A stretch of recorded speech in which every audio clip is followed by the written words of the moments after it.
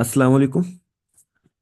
ज़िलेदार job की तमाम detail के साथ मैं हूं आपका होस्ट एहतशामुल हक। आज की इस वीडियो में हम देखेंगे कि ज़िलेदार की जॉब होती क्या है, यानी इसकी जॉब डिस्क्रिप्शन क्या है, ड्यूटीज़ वगैरह क्या होंगी और सोसाइटी में इसकी वर्थ क्या है। अप्लाई करने के लिए क्राइटेरिया क्या है, अप्लाई होगा किस तरह से, पे पैकेज क्या होगा, प्रमोशन स्ट्रक्चर क्या है, यानी अगर आप एज ज़िलेदार ज्वाइन करते हैं तो आपका कैरियर कैसा रहेगा, सिलेबस क्या है और इसकी तैयारी हमने किस तरह से करनी है। तो इन तमाम डिटेल्स के साथ स्टार्ट करते हैं आज की वीडियो। सबसे पहले पंजाब पुलिस सर्विस कमीशन ने एडवर्टाइजमेंट नंबर 37 के तहत जिलेदार की ओपन मेरिट पे 78 सीट्स अनाउंस की हैं। प्रीवियसली जिलेदार की जो जॉब थी वो 14 स्केल की थी, इस दफ़ा 16 स्केल के साथ आई है रिवाइज होके। तो यकीनन एक बेहतरीन अपॉर्चुनिटी है। सेकंड थिंग, ये जॉब्स जोनल वाइज हैं, यानी आपको पूरे पंजाब के साथ मुकाबला नहीं करना, जस्ट अपने डिवीजन या अपने जोन के लोगों के साथ मुकाबला करना है। और सीट्स भी अच्छी खासी हैं, यानी अगर आप लाहौर जोन में लाई करते हैं तो आपके पास 9 सीट हैं।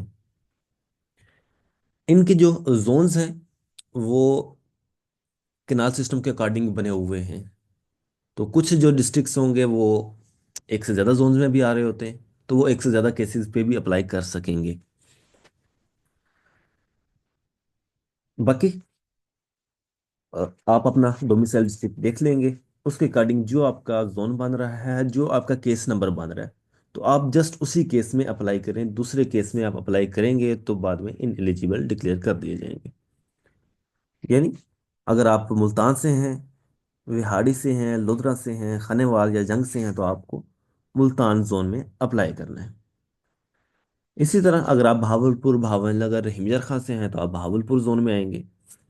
तो आप इन 13 सीट्स के लिए अपने जोन के लोगों के साथ compete करेंगे। तो ये एक बेहतरीन अपॉर्चुनिटी है कि आपके जो रीजन के लोग होते हैं वो आप जैसे ही होते हैं, तो यहाँ पे मुकाबला ज़रा ज़्यादा मज़े का आसान होता है।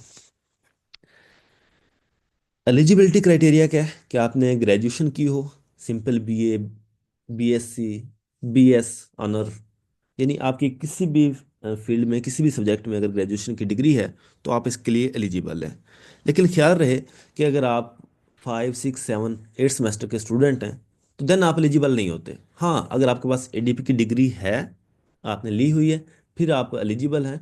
अदरवाइज आप 7, 8 सेमेस्टर की बेस पे अप्लाई नहीं कर सकते होते। Qualification done. एज लिमिट जो है वो मेल के लिए 31 ईयर होगी और फीमेल के लिए 34 ईयर्स होगी।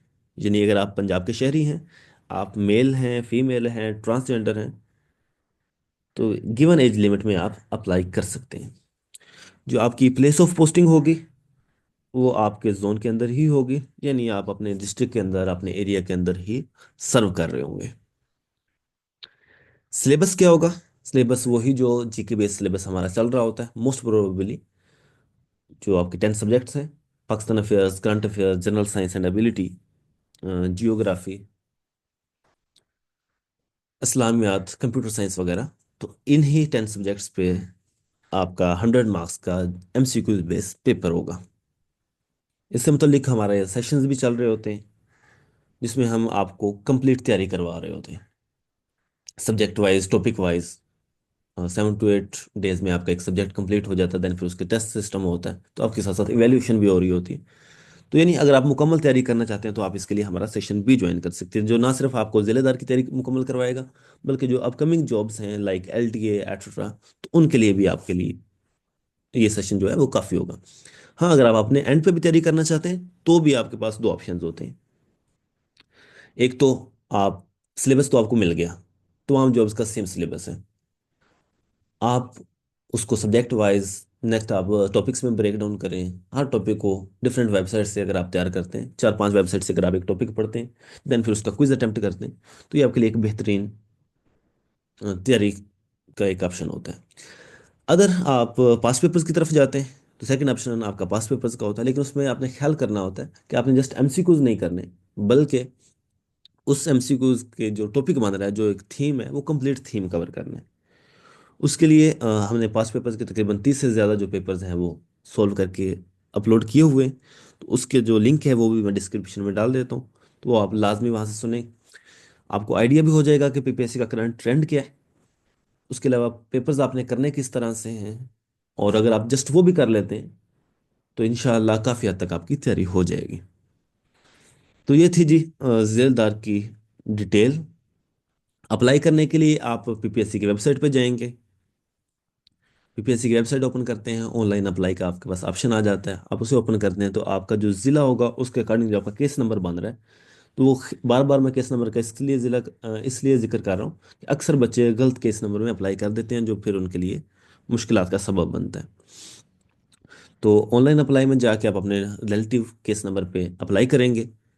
अगर आपको पता नहीं चल रहा तो आप हमसे कांटेक्ट भी कर सकते हैं। मैं कंप्लीट अप्लाई की जो वीडियो है वो भी डिस्क्रिप्शन बॉक्स में डाल देता हूँ उसका लिंक। नेक्स्ट चीज़ कि अब इसका जो रिस्पॉन्सिबिलिटी क्या है, ड्यूटीज़ क्या है। जिलेदार के अंडर कैनाल पटवारी जो बेस 11 स्केल में होता है, इसी तरह बेलदार वगैरह काम कर रहे होते हैं। जिलेदार ने एक तो इनको सुपरवाइज करना है, इनकी वर्किंग को देखना है, उसके एरिया में जितनी कैनाल्स आ रही हैं उनका जो पानी की तकसीम है उसको देखेगा, उनकी जो वाराबंदी है उसको देखेगा, उनके अगर कोई इश्यूज आ रहे हैं फार्मर्स के पानी की तकसीम के हवाले से, या वहाँ पे कोई चोरी वगैरह का कोई सीन हो रहा है, तो उसको तमाम चीज़ों को देखना ज़िलेदार की रिस्पॉन्सिबिलिटी होती है। इसके अलावा आप बयाना की कलेक्शन, यानी रेवेन्यूज़ की कलेक्शन होती है कि जितना को पानी लगा रहा होता है, जितना उसका एरिया होता है, उसके अकॉर्डिंग उस पर टैक्स लग रहा होता है, तो वो टैक्स जो है वो कनाल पटवारी कलेक्ट कर रहे होते हैं।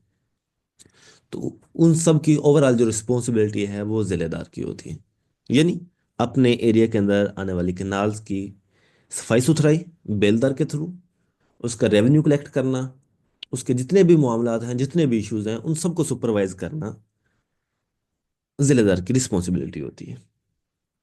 अगर बात करें सोसाइटल वर्थ की, तो पटवारी ही अच्छी खासी वर्थ रखता है हमारे यहाँ फार्मर्स के यहाँ। तो जिलेदार तो चूंकि पूरे एरिया का हेड होगा, तो वो ऑफ कोर्स एक अच्छी जॉब अपॉर्चुनिटी है आपके लिए।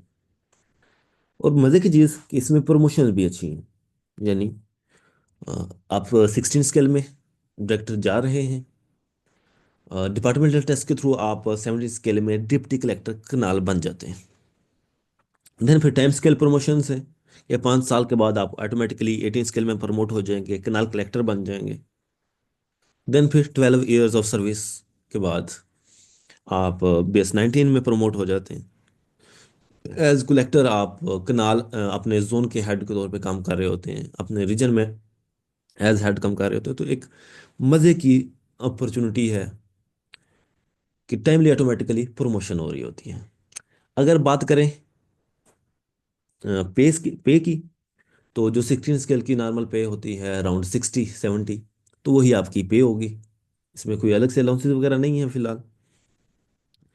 बाकी आपकी 60 के राउंड पे होगी। जब आपकी प्रमोशन हो जाती है देन फिर आपको घर गाड़ी वगैरह एक्सेट्रा वो जो प्रिविलेजेस हैं वो भी सारे मिल जाते हैं। तो ये था जी जिलेदार की जॉब के हवाले से। मजीद अगर आपके जहन में कोई सवाल हो तो हमारा नंबर आपके पास अवेलेबल है, आप हमसे कांटेक्ट कर सकते हैं। जॉब की जो अपकमिंग जॉब्स हैं उसके लिए आप हमारा चैनल ज्वाइन कर सकते हैं, सब्सक्राइब ज़रूर करें ताकि जो भी इससे रिलेटेड मज़ीद इन्फो आए वो भी आपको मिलते रहे। दुआ में याद रखिएगा। अब तक के लिए इतना ही। अल्लाह हाफिज़। अल्लाह की अमान।